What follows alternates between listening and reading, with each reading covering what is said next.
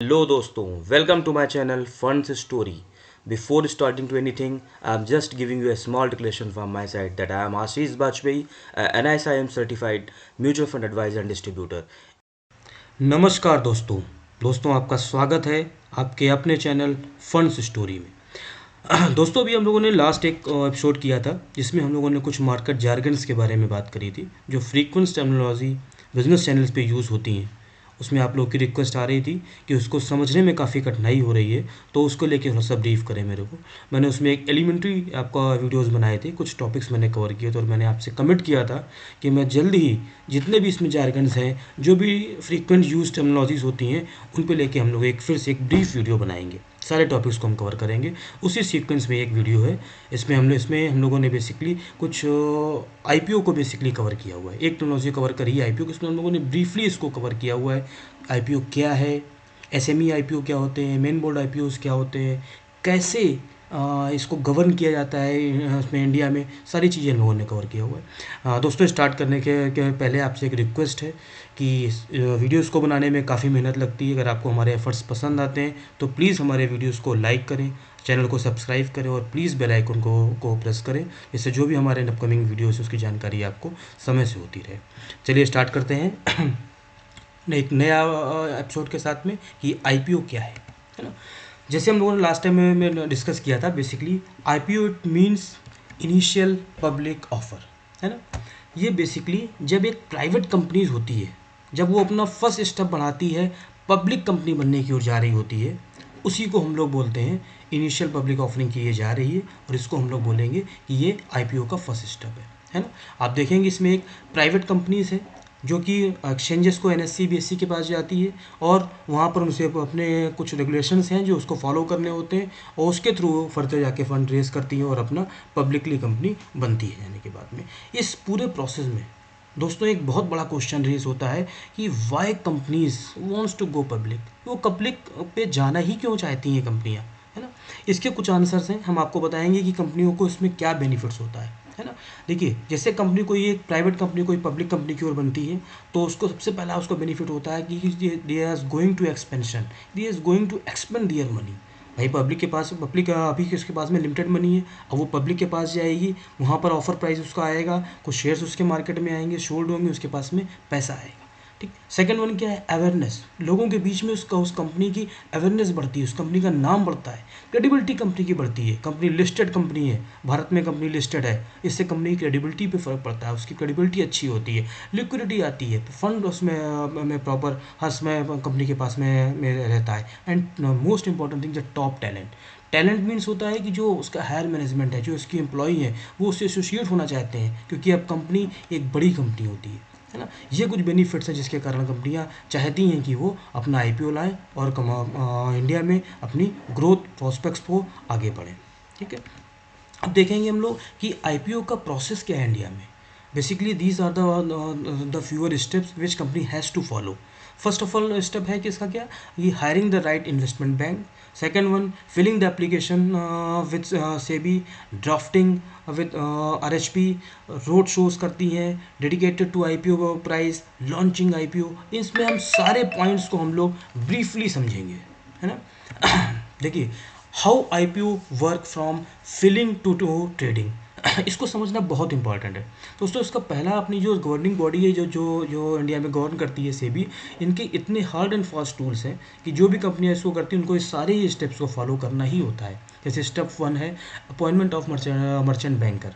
Merchant banker, this bank will guide the company through out the IPO journey. Suppose कोई company है जो construction में अच्छी है, कोई मेटल में कंपनी अच्छी है, अब अगर उस इस प्रोसेस को फॉलो करेगी तो उसको वो एसएबी के सारे रूल्स फॉलो करने होते हैं। इसके लिए कंपनियां क्या करती हैं, एक मर्चेंट बैंकर को अपॉइंट करती हैं।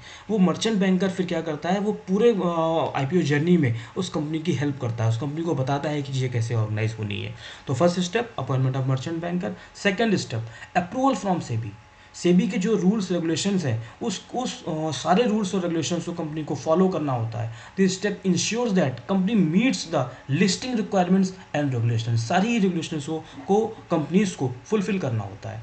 थर्ड स्टेप क्या है इसका, filing of offer documents with exchanges. देखिए ये बहुत इंपॉर्टेंट टॉपिक है। जब कंपनियां क्या करती हैं, कंपनियां अपने मर्चेंटाइज जो मर्चेंट बैंकर्स होते हैं इनके साथ में एक DRHP सेबी को भेजती हैं। DRHP बेसिकली इट मीन्स है ड्राफ्ट रेड हेरिंग प्रॉस्पेक्टस, है ना। इसमें क्या होता है, इसमें सारी रूल्स जो सेबी ने रेगुलेशंस बनाए हुए होते हैं वो कंपनियां अपनी सारी सारी चीज़ें फुलफिल करके एक सेबी को भेजती हैं। सेबी इनका DRHP जो होता है, DHRP होता है, इसको सही से पढ़ता है, ये DRHP है, इसको सही से देखता है और उसके बाद में उसने अपना उसको रिव्यू करता है। फिर उसके बाद में रिव्यू करने के बाद में सेबी उस इनके DRHP को फिर से आपको कंपनी को वापस भेजता है और मर्चेंडाइज बैंक उसको उसकी उसकी देख रेख में फिर से चीज़ों को ऑर्गेनाइज करते हैं और फिर फाइनल उसमें RHP विद सेबी के फीडबैक के साथ में मार्केट में हम लोगों के लिए इशू होते हैं। हम लोग उसको देखते हैं उसके बिहाफ पे, उसमें हम लोग देखते हैं कि क्या क्या जो रेगुलेशंस हैं जो कंपनियों के लिए बोली गई, कंपनी ने फॉलो करी हुई हैं, कंपनी की क्या उसकी बैलेंस शीट कैसी है, क्या इसकी हेल्थ रही है, पास्ट परफॉर्मेंस क्या रही है, ये सारी चीज़ें जो रहती हैं वो रेड हेरिंग प्रॉस्पेक्टस में रहती हैं। वो हम लोगों के लिए पास में जनरल पब्लिक के लिए आता है। ठीक, स्टेप 4 फिर इसके बाद में क्या है, IPO रोड शोज।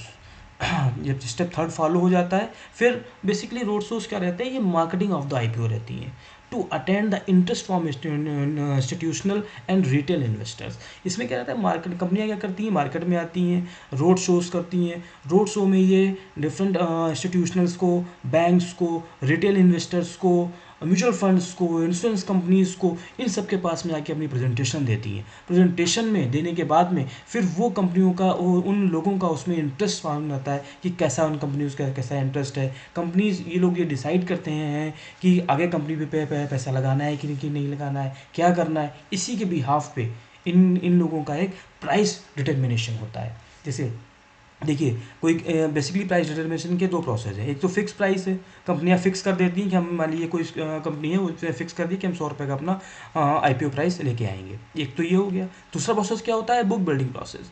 कंपनी ने पूरा रोड शोज किए, प्रेजेंटेशन अपनी दी और उसने देखा कि पब्लिक जो है, इंस्टीट्यूशंस जो है वो उसमें अच्छा इंटरेस्ट ले रहे हैं। तो अब क्या कंपनियां क्या करती हैं, ये एक बिडिंग प्राइस रेंज ला के रखती हैं। लाइक उन्होंने कहा कि भाई लोअर प्राइस रेंज हमारी 100 है एंड मैक्सिमम प्राइस रेंज जो है हमारी 120 है।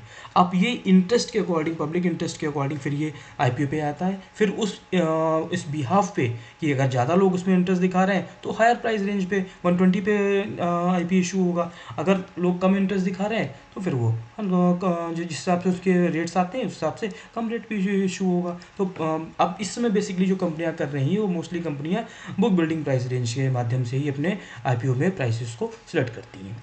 स्टेप 6 क्या है इसमें सिलेक्शन का, IPO bidding period and allotments of shares. ये बिड जब प्राइस डिटर्मिनेशन हो जाता है इसके बाद में फिर IPO जो रहता है वो 3 से 5 दिन के लिए बेसिकली ओपन होता है फॉर पब्लिक के लिए, है ना। पब्लिक में रहते हैं, इसमें QIB पोर्शन का अलग रहता है, कुछ कोटा रहता है, हर उसका QIB का रहता है, आपका रिटेल का रहता है। इन सब चीज़ों के लिए 3 से 5 दिन में सबको उसमें अप्लाई करना होता है। 7 इसका प्रोसेस क्या है, listing of shares after allocation. Shares list on NSE और BSE। लिस्ट जब शेयर्स में लिस्ट होता है उसके बाद में हम लोग पास में ट्रेडिंग के लिए आता है। ये बेसिकली इसका पूरा प्रोसेस था। बट आप समझें यहीं पर सेबी ने सब कुछ ख़त्म नहीं कर दिया है। इन्होंने क्या किया है, इस पर रेगुलेशंस के लिए एक स्टेप 8 और जोड़ा हुआ है। इसमें होता है बेसिकली पोस्ट IPO डॉक्यूमेंटेशन। इसमें क्या करते हैं, इसमें जो सेबी ने किया है कि promoters had to a lock-up period which helped maintain stability and build investors' confidence during the initial months. Means promoters इसमें क्या करता है, अब देखिए अगर ये पोस्ट IPO डॉक्यूमेंटेशन नहीं होगा, मान लीजिए किसी कोई कंपनी उसने अपने शेयर्स को एलोकेट, उसने अपने शेयर्स को यहाँ पर लिस्ट किया, जैसे उसका IPO लॉन्च हो गया उसने अपने सारे शेयर्स उठा के पब्लिक को बेच दिए। जब ऐसे हो जाएगा तो क्या होगा, बहुत सारे जो शेयर्स जब ज़्यादा उसमें आ जाएंगे तो उसकी डिमांड उसमें कम हो जाएगी, पब्लिक का उसमें से फेथ खत्म हो जाएगा। ये सारी चीज़ें ना हो, अच्छे से जब उस चीज़ों को सारी गवर्न करे, इसलिए उन्होंने इसमें रखा हुआ है कि 1 साल। इसमें अभी जोमेटो आया हुआ था तो जोमेटो किसमें जो उस पर पीरियड में क्या था कि 1 साल तक इसका लॉकअप पीरियड था। 1 साल तक इसमें आप उसमें सोल्ड आउट अपने शेयर्स को नहीं कर सकते हैं, है ना। अपने चीज़ों को सारे ऐसी हर कंपनीज में हर कंपनीज के लिए रहता है कि फॉर जो इन्वेस्टर्स है उसको फेथ डेवलप करने के लिए, प्राइस में एक स्टेबिलिटी लाने के लिए ये कुछ जो हार्ड एंड फास्ट रूल्स है वो सेबी ने बनाए। अपने यहाँ पर बोलते हैं कि जो इंडिया का जो बेसिकली रेगुलेशन बॉडी है वो all over the world one of the best one बहुत अच्छा है उस वाले पे, है ना। ये बेसिकली आईपीओ का फीलिंग पूरा उसका है, कैसे आप आईपीओ लॉन्च होता है और कैसे वहाँ तो ट्रेडिंग होता है, ये बेसिकली उसका पूरा प्रोसेस है ना। अब हम लोग देखेंगे बेसिकली जो भी हम लोगों ने आरएचपी की बात करी थी, रेड हायरिंग प्रोस्पेक्टस के बारे में, कि इसमें बेसिकली इसके की हाईलाइट्स कैसे हम इसको मान लो कभी हम लोग देखें तो हम लोग उसमें क्या क्या चीज़ें देखें। हम लोग उसमें बेसिकली तीन तीन कैटेगरी देखेंगे इस वाले पे। ये तो कंपनी फंडामेंटल, कंपनी की रेवेन्यूज़ कैसी है, प्रॉफिटेबिलिटी कैसी है, आगे के ग्रोथ प्रॉस्पेक्ट कैसे हैं। इंडस्ट्री एनालिसिस हम लोग उसमें देखेंगे कि जो इंडस्ट्री में इसमें कॉम्पिटिशन का क्या स्कोप है, कैसे कॉम्पिटिटर वर्सेस इनके रेशियोज़ कैसे हैं, इंडस्ट्री एनालिसिस करेंगे। मैनेजमेंट टीम कैसी है इसकी, अभी बात हम लोग किसी कंपनी बारे में बात करते हैं टाटा की, तो हम लोग के दिमाग में एक बार रहता है कि they are the one of the good experience management team is there, उनका ट्रैक रिकॉर्ड अच्छा है, उनका फ्यूचर को लेके विज़न अच्छा है। यही सारी चीज़ें हम लोग बेसिकली आरएचपी में हम लोग फाइंड आउट करते हैं, इसीलिए बेसिकली आरएचपी को हम लोगों को देखना चाहिए। सेकेंड वन क्या है, कुछ प्रॉज एंड कॉन्स है फॉर आईपीओस के, इसमें क्या एडवांटेज है, what basically advantage of going public, जो भी हम लोगों ने फर्स्ट टाइम में स्केच किया ही होता है। रेजिंग कैपिटल होती है, इंक्रीज विजिबिलिटी होती है, एम्प्लॉय बेनिफिट रहता है, अच्छा टैलेंट मिलता है। ये बेसिकली एक कंपनी जब पब्लिकली जाती है तो उसके बेनिफिट्स हैं।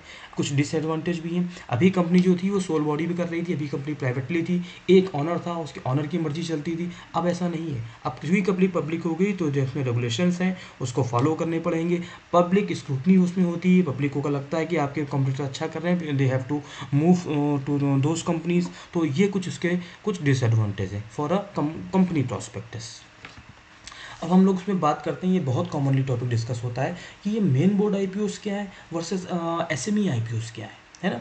इसमें कुछ एलिजिबिलिटी क्राइटेरियाज हैं, उसको आप समझिए कि कैसे कैसे इन पैरामीटर्स के अकॉर्डिंग हम लोग डिसाइड करते हैं कि कौन से आईपीओ हम लोगों के लिए बेस्ट रहते हैं। जैसे एलिजिबिलिटी क्राइटेरिया, मोर स्टेगनेंट एलिजिबिलिटी, स्टेगनेंट मीन्स होता है मोर टाइट एलिजिबिलिटी। इसमें क्या है, रूल्स और रेगुलेशन जो मेन बोर्ड्स में है, जो अभी हम लोग डिस्कस कर रहे थे वो पूरा मेन बोर्ड का ही था उस वाले पे, है ना। तो मेन बोर्ड में क्या है, बड़े टाइट क्राइटेरिया रहते हैं। एसएमई बेसिकली जो आईपीओज रहते हैं ये basically small and medium price enterprise IPOs रहते हैं, इसमें लेस स्टैंडर्ड क्राइटेरिया रहता है ना। जो मेन बोर्ड आईपीओज हैं आपके, ये बेसिकली जो है वो main board segment of stock exchanges के द्वारा गवर्न होते हैं, जबकि ये एसएमई आईपीओज जो हैं ये रेगुलेटेड किसके द्वारा होते हैं, ये एसएमई एक्सचेंजेस प्लेटफॉर्म के द्वारा रेगुलेटेड होते हैं, है ना। मार्केट एक्सपोजर क्या है, one of the best market exposure you will find with main board IPOs. इधर एसएमईज में क्या होगा, यहाँ पर आपका लिमिटेड मार्केट एक्सपोजर होता है। Risk and liquidity associated risk, देखिए स्टॉक मार्केट में रिस्क तो रहता है, बट मेन बोर्ड आईपीओज में जो एसोसिएटेड रिस्क होता है वो कम रहता है, क्योंकि यहाँ पर रेगुलेटरी बॉडी इन्वॉल्व होती है, यहाँ पर सारी चीज़ें रहती हैं, है ना। एसएमईज में क्या है, more risky than main board, ये मेन बोर्ड जो आईपीओज इसके कंपेयर में ज़्यादा रिस्की रहते हैं। आईपीओ टाइम फ्रेम इसमें बड़ा होता है, इसमें आईपीओ टाइम फ्रेम बहुत छोटे पीरियड के लिए होता है।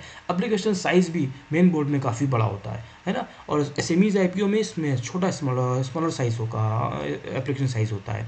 क्यूआईबीज ये one of the very good important चीज़ है यहाँ पर, compulsory subscription for the QIBs, जो आपके बड़े इन्वेस्टर्स हैं वो मेन बोर्ड आईपीओ में होने ही चाहिए, जबकि एसएमईज में ऐसा नहीं होता है ना। ये कुछ बेसिकली मेन उसके जो डिफरेंसेस है between main board IPO and SME IPO, इनके बिहाफ से अगर आप देखेंगे, आप कंपेयर करेंगे तो यू विल फाइंड कि मेन बोर्ड आईपीओज में एप्लीकेशन डालना, अप्लाई करना is one of the good decision, है ना। एसएमईज को अभी जो हमारे इनिशिएटिव लोग हैं, जो लोग अभी स्टार्ट कर रहे हैं, वो इसमें भी इसको अवॉइड करें। एसएमई को अभी ड्रॉप करें, अभी देखेंगे आपने अभी आज ही चल रहा था, अभी सेबी ने 2-3 कंपनी को आज ही नोटिस भेजा है एसएमई आईपीओ के लिए, है ना। तो यहाँ पर चीज़ों को थोड़ा सा भी अवॉइड करें, मेन बोर्ड आईपीओ को लेकर जाएँ, मेन बोर्ड आईपीओ में ही इन्वेस्टमेंट करें। ये कुछ आज जैसे आज ही अभी एक आईपीओ आज ही कल ही परसों में क्लोज हुआ था, ये डैम कैपिटल का, इसको मेरे को अभी एक एलोकेट हुआ है, आज ही मेरे को एलोकेशन मिला हुआ है। तो मैंने आपको उसको दिखाता हूँ कि कैसे मैसेज आते हैं एंजल, इससे मेरा अकाउंट एंजल में भी है।